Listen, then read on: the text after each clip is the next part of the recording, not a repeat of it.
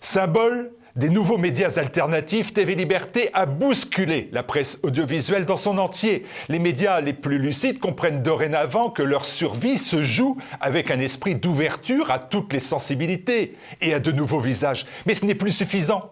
Ce n'est plus suffisant, le temps est venu de remplacer le vieux monde médiatique, subventionné, épuisé, recuit. Procédons ensemble à ce grand remplacement. L'année 2022 qui s'annonce va être l'année de tous les dangers. La France, chacun le sent bien, est à un tournant décisif où va se livrer la mère des batailles.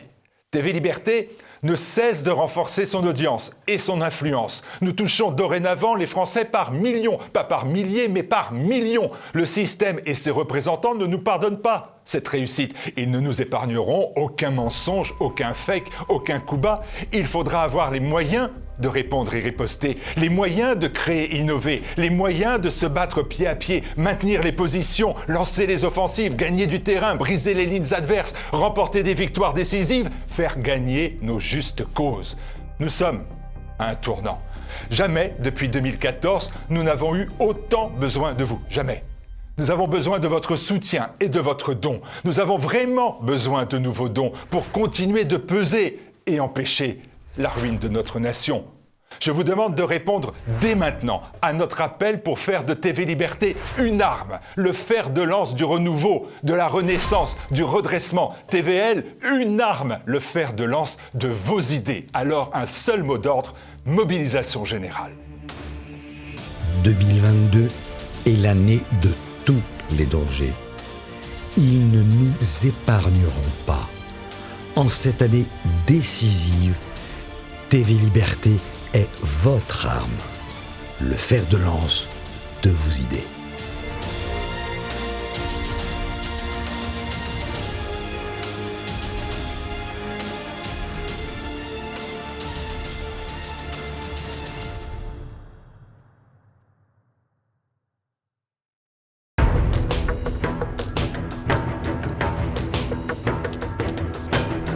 Bonjour à tous, mon invité aujourd'hui, Javier Portella. Bonjour monsieur. Bonjour. Javier Portella, romancier, essayiste, directeur d'El Manifesto, un site espagnol politiquement incorrect. Vous écrivez régulièrement pour Boulevard Voltaire, Polémia et le magazine Éléments. Vous nous présentez aujourd'hui, monsieur, cet ouvrage. N'y a-t-il qu'un Dieu pour nous sauver que nos téléspectateurs peuvent dès à présent retrouver sur la boutique officielle de TV Liberté, ouvrage publié à la nouvelle édition. Commençons cet entretien tout de suite, Javier Portella. Vous partez de ce postulat simple, notre temps est abominable, irrespirable. Qu'est-ce que vous abhorrez dans notre monde post-moderne ? Plein de choses, malheureusement. Vous les connaissez, j'imagine, en tout cas la plupart de nos téléspectateurs les connaissent. Ça marche, ça va depuis les folies de l'idéologie du genre jusqu'à, d'une façon plus approfondie, la disparition des liens avec le temps, avec l'histoire, et plus grossièrement le matérialisme ambiant qui fait que tout sens du spirituel s'estompe. Alors vous en prenez également aux hommes de notre temps. Je peux vous citer, si vous me le permettez, Javier Portella. Les hommes de notre temps, ces pantins évitent toute forme d'incertitude, d'aventure, de grandeur. Ces lâches aux yeux de poule et aux griffes de souris. Le sens de l'honneur s'est évanoui. Vous dites qu'autour de nous, il ne règne que ces punks à chiens ou punks à fric. À peu près. Seul un diplôme universitaire permet d'accéder à la dignité humaine. Il y a d'autres choses qui permettent d'accéder à la dignité humaine. Mais heureusement. Tout cela est la conséquence, dites-vous, semblez-vous dire, Javier Portella, de ce qui s'est passé il y a 200 ans, c'est-à-dire à l'avènement des Lumières. Pour la première fois, l'individu est placé au cœur du monde. Pourquoi les idées des Lumières ont-elles pu se développer et s'imposer ? Disons que les idées des Lumières, c'est la racine ultime de tout cela. Tout au long de ces deux siècles qui se sont écoulés, plus de 2 siècles même. Plein de rebondissements se sont produits, tout n'a pas été pareil, mais disons que l'élan essentiel avait pris à ce moment-là. Et pourquoi est-ce que cet élan a pris source dans le monde? Voilà la question énorme, c'est la question finalement de pourquoi le temps change, pourquoi des époques se transforment, pourquoi elles finissent et pourquoi elles deviennent autres, que ce soit les 3 ou 4 grandes visions du monde qui ont marqué depuis les Grecs notre civilisation, ou que ce soit à l'intérieur de chacune de ces grandes visions du monde, les différents avatars, les différents développements dont chacune est composée. Vous dites que c'est la racine ultime, cet esprit des Lumières.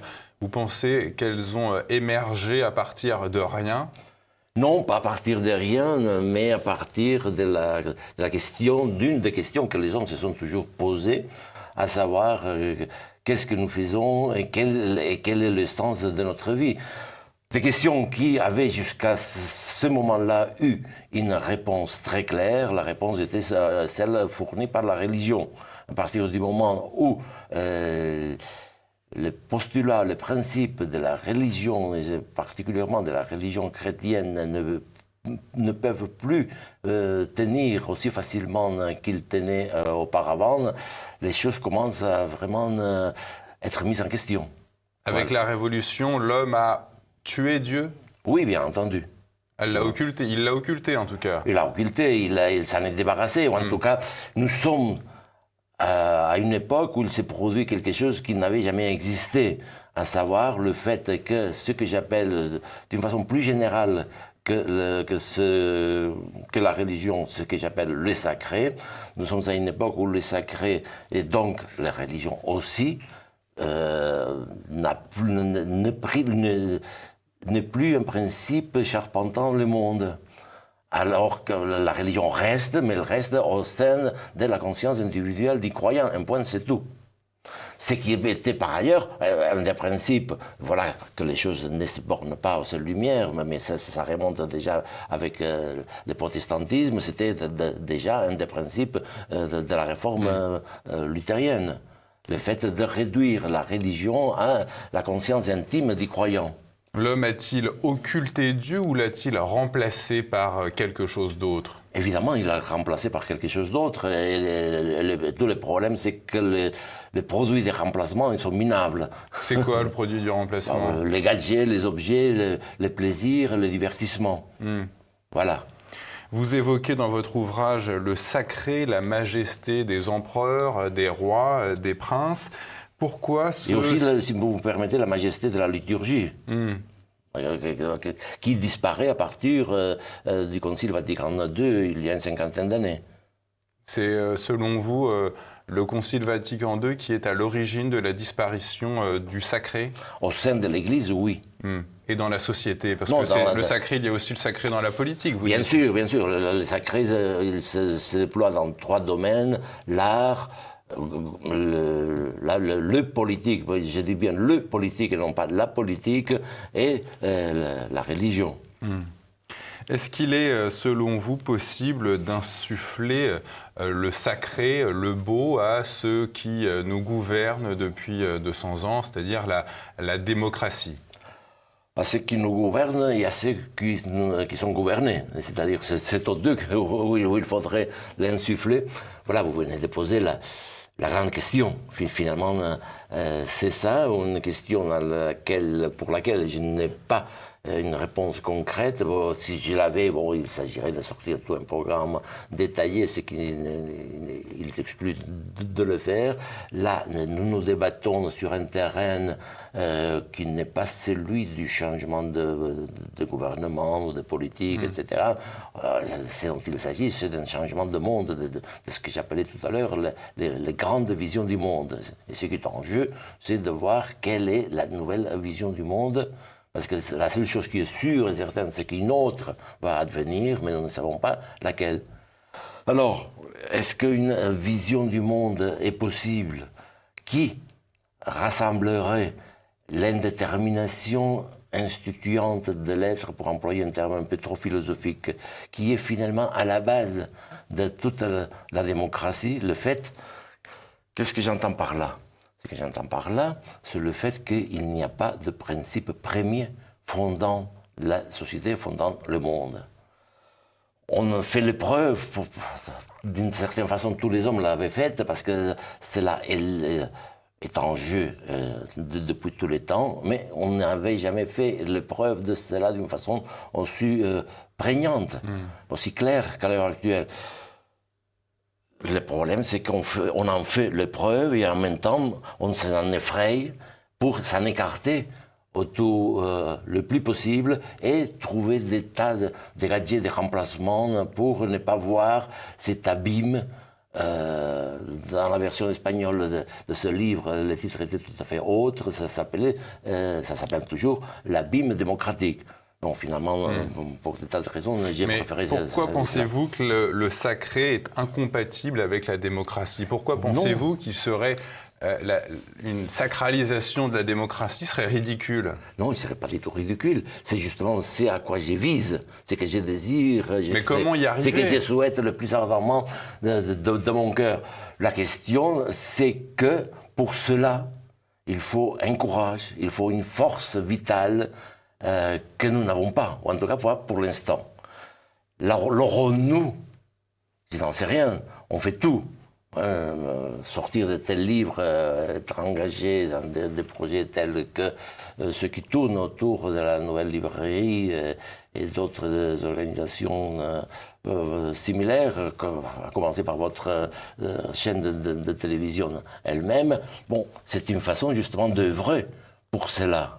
Est-ce que ces monarques républicains comme De Gaulle ou comme Mitterrand avaient réussi à incarner une forme de sacré? Non, je ne le crois pas, même si l'expérience du gaullisme incarne quelque chose de notoirement moins mauvais que ce qui se passe à l'heure actuelle.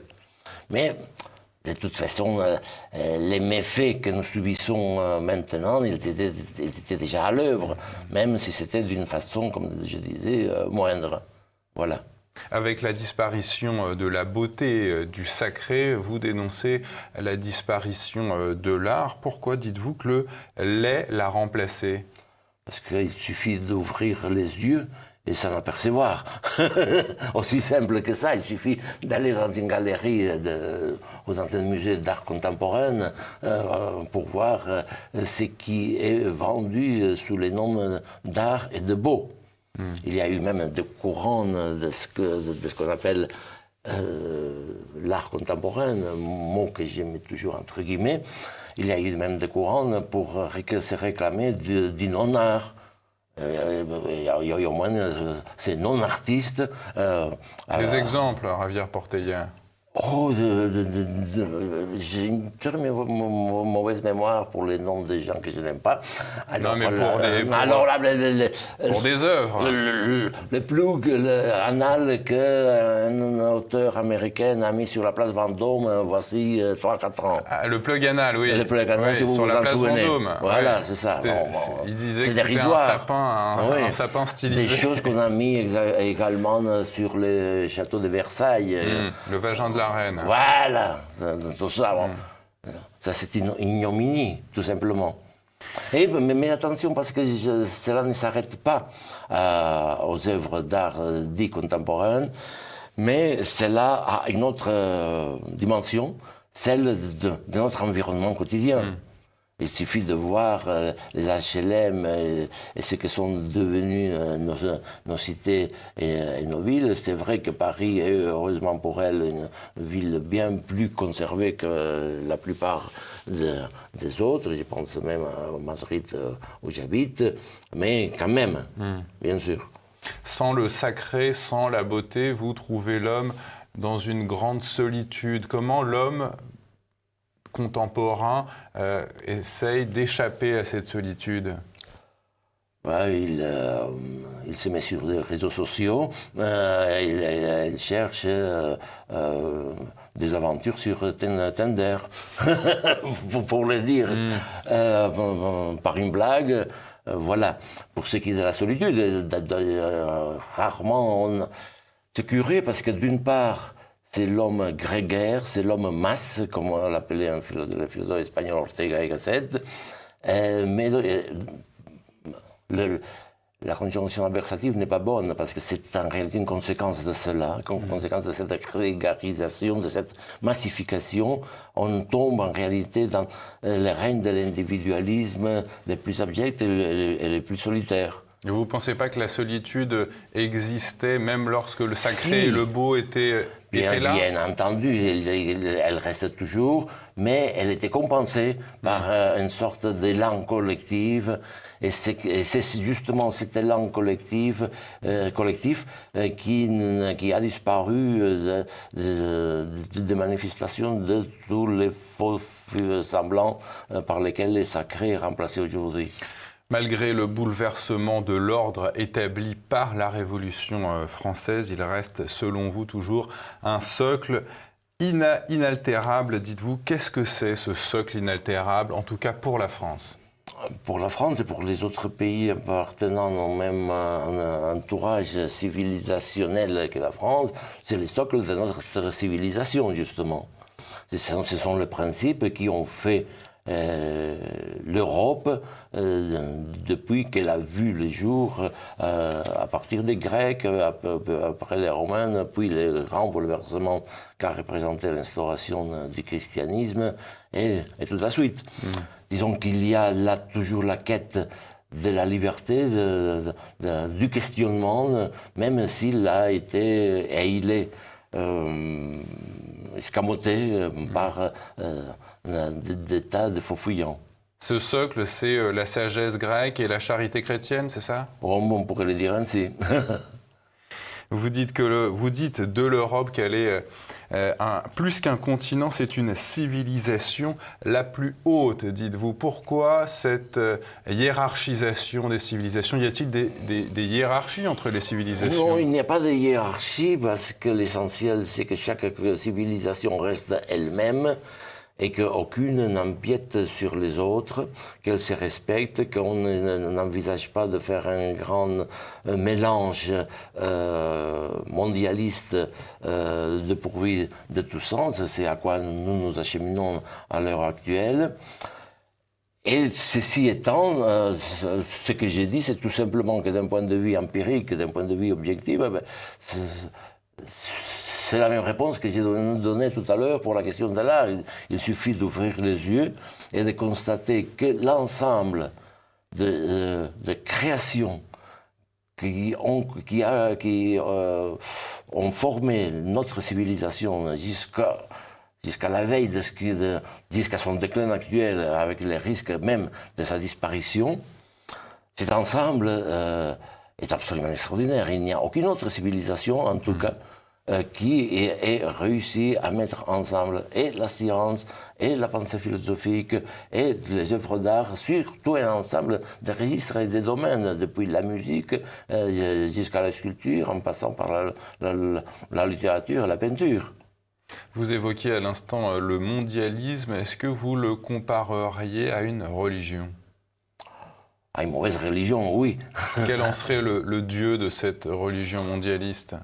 Les dieux de cette religion mondialiste, qui, ceci dit, puisque vous mettez les parallèles avec la religion chrétienne, a quand même une source chrétienne, à partir du moment où Saint Paul prône qu'il ne faut pas se borner aux seuls juifs, mais qu'il faut se développer, qu'il faut englober l'ensemble des hommes, quelles que soient les origines ethniques. Alors cette visée universaliste est évidemment celle du christianisme. Mais maintenant, c'est alors la fameuse phrase de Chesterton, ce sont les vertus chrétiennes devenues folles qui se sont incarnées, pour ainsi dire, dans le mondialisme actuel. Pourquoi dites-vous que la religion ou ses pratiques seraient nécessaires pour assurer la vie en commun des hommes ? Je le dis parce que, pour des raisons. D'une part, parce que ce n'est qu'au sein d'une pratique cultuelle qui veut dire une pratique donc collective, que les questions qui sont en jeu dans la religion, à savoir la mise en œuvre du mystère de notre existence, peuvent avoir une expression. Ce qui est particulièrement important dans les grands moments de l'existence, à savoir quand quelqu'un est jeté au monde, quand quelqu'un part du monde et quand quelqu'un met les socles de la poursuite du monde par le mariage. Dans tous ces rites des passages, nous trouvons par exemple à l'heure actuelle, ou sans religion, ou avec une religion devenue ce qu'elle est devenue, sans tous les fastes du sacré, on se trouve dépouillé, tout simplement. Ça, c'est la première raison. Et la deuxième raison, c'est que toutes ces subtilités intellectuelles que je peux développer et que d'autres comme moi développons, ça c'est très bien pour les intellos, mais ça ne peut pas avoir de prise sur le bon peuple. Voilà. Vous avez cette question assez poétique, je dois dire, je vous cite, « Le Dieu du christianisme peut-il devenir un Dieu qui sache danser ?» Qu'est-ce que vous avez voulu dire par là? J'ai évoqué une phrase de Nietzsche, Nietzsche étant par ailleurs un de mes auteurs références, qui revendique justement ce qu'il appelle un Dieu qui sache danser, c'est-à-dire un Dieu qui ne soit pas une abstraction donc intellectuelle, et qui ne se trouve pas placé, comme c'est le cas du christianisme, dans un au-delà radicalement extérieur au monde, mais se trouve faisant partie profondément du monde, comme en faisait partie le Dieu de l'ancienne religion européenne, les dieux païennes, enfin. Les plus grands ennemis de l'âme, dites-vous, le monde, la chair, le démon. Vous croyez au démon, Javier Portella? Non, pas du tout. Ça, c'est une phrase que je sors pour justement entrer en discussion avec mes amis chrétiennes qui, quand ils ne sont pas dans la ligne de la désacralisation vaticane, sont mes amis tout à fait, même mes frères, dans la mesure où nous nous trouvons placés du même côté de la barrière, même si nous avons des différences. Vous êtes favorable au christianisme sans croire en Dieu, c'est cela? Si, sans croire en Dieu, mais dans un Dieu un peu particulier, un Dieu qui sache danser, à savoir un Dieu sensuel, un Dieu surtout dont il soit reconnu, c'est ça l'essentiel, et c'est pourquoi, tant que cela ne sera pas fait, aucune religion aujourd'hui ne pourra reprendre son essor. Un Dieu qui soit reconnu en tant qu'un Dieu symbolique et imaginaire, aussi imaginaire et aussi symbolique, mais en même temps aussi réel, ou plutôt jouant un rôle si profondément réel que les sons, qui est joué par les personnages et par les grands héros de notre littérature. Mais le Christ, pourtant, rejette la sensualité de la chair. C'est le problème. C'est pourquoi je ne suis pas chrétien. Tout ce qui est grand, dites-vous, est sublime, effraie les foules. Comment repasser d'un monde matérialiste et individualiste à un monde du sacré et du beau? Tout simplement en faisant le preuve de ce que nous avons sous nos pieds, à savoir de ces grands vides, de ces grands abîmes, de cette grande indétermination où les époques changent sans que nous n'y soyons que pour une partie, et en sachant que cela n'est aucun mal, en assumant, autrement dit, la finitude humaine, la plénitude de la vie qui est vouée à la mort, qui, elle, est condition de vie. Javier Portella, n'y a-t-il qu'un Dieu pour nous sauver? Nos téléspectateurs pourront retrouver cet ouvrage sur la boutique officielle de TV Liberté. Merci monsieur d'être venu nous voir. Merci à vous de m'avoir accueilli.